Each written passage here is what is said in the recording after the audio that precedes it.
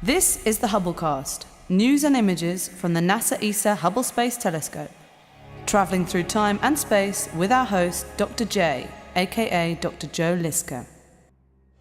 When you listen to your favorite piece of music, your ears pick up on a very wide range of frequencies, from the deepest rumblings of the bass to the very highest pitched vibrations. Now imagine your ears were only sensitive to a very limited range of frequencies. You'd miss out on most of the good stuff. But that's essentially the situations that astronomers are in.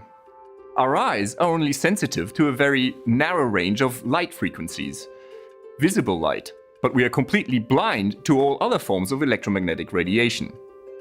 However, there are many objects in the universe that do emit radiation at other parts of the electromagnetic spectrum. For example, in the 1930s, it was discovered by accident that there are radio waves coming from the depths of space. Some of these waves have the same frequency as your favorite radio station, but they are much weaker, and of course there's nothing to listen to. In order to tune in to the radio universe, you need some sort of receiver, a radio telescope. Now for all but the longest wavelengths, a radio telescope is just a dish, much like the main mirror of an optical telescope. But because radio waves are so much longer than visible light waves, the surface of a dish doesn't have to be nearly as smooth as the surface of a mirror. And that's the reason why it's so much easier to build a large radio telescope than it is to build a large optical telescope. Also, at radio wavelengths, it is much easier to do interferometry. That is, to increase the level of detail that can be seen by combining the light from two separate telescopes as if they were part of a single giant dish. The Very Large Array in New Mexico, for example, consists of 27 separate antennas, each measuring 25 meters across. Now each antenna can be moved around individually, and in its most extended configuration, the virtual dish mimicked by the array measures 36 kilometers across. So what does the universe look like in the radio? Well, for a start, our sun shines very brightly at radio wavelengths. So does the center of our Milky Way galaxy. But there's more. Pulsars are very dense stellar corpses that emit radio waves only into a very narrow beam. In addition, they rotate at speeds of up to several hundred revolutions per second. So in effect, a pulsar looks like a rotating radio lighthouse. And what we see from them is a very regular and fast sequence of very short radio pulses. Hence the name. The radio source known as Cassiopeia A is in fact the remnant of a supernova that exploded in the 17th century.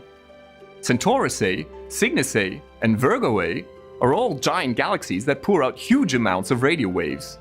Each galaxy is powered by a massive black hole at its center.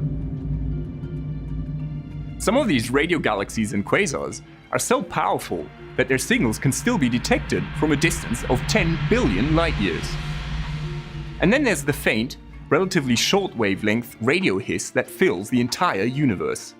This is known as the cosmic microwave background, and it is the echo of the Big Bang, the very afterglow of the hot beginnings of the universe. Each and every part of the spectrum has its own story to tell.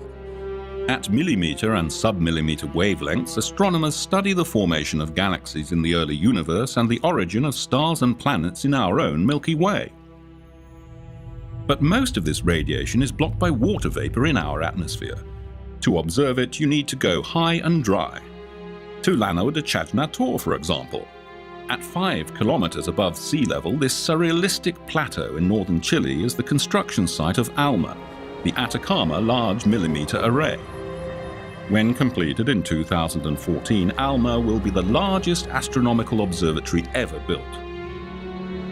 64 antennas, each weighing 100 tons, will work in unison. Giant trucks will spread them out over an area as large as London to increase the detail of the image or bring them close together to provide a wider view. Each move will be made with millimeter precision. Many objects in the universe also glow in the infrared. Discovered by William Herschel, infrared radiation is often also called heat radiation, because it is emitted by all relatively warm objects, including humans. You may be more familiar with infrared radiation than you think, because on Earth, this kind of radiation is used by night vision goggles and cameras. But to detect the faint infrared glow from distant objects, astronomers need very sensitive detectors, cooled down to just a few degrees above absolute zero in order to suppress their own heat radiation. Today, most big optical telescopes are also equipped with infrared cameras. They allow you to see right through a cosmic dust cloud, revealing the newborn stars inside, something that just cannot be seen in the optical. For example, take this optical image of the famous stellar nursery in Orion. But look how different it is when seen through the eyes of an infrared camera. Being able to see in the infrared is also very helpful when studying the most distant galaxies. The newborn stars in a young galaxy shine very brightly in the ultraviolet. But then this ultraviolet light has to travel for billions of years across the expanding universe. The expansion stretches the light waves, so that when they are received by us, they've been shifted all the way into the near-infrared. This stylish instrument is the MAGIC telescope on La Palma. It searches the sky for cosmic gamma rays, the most energetic form of radiation in nature.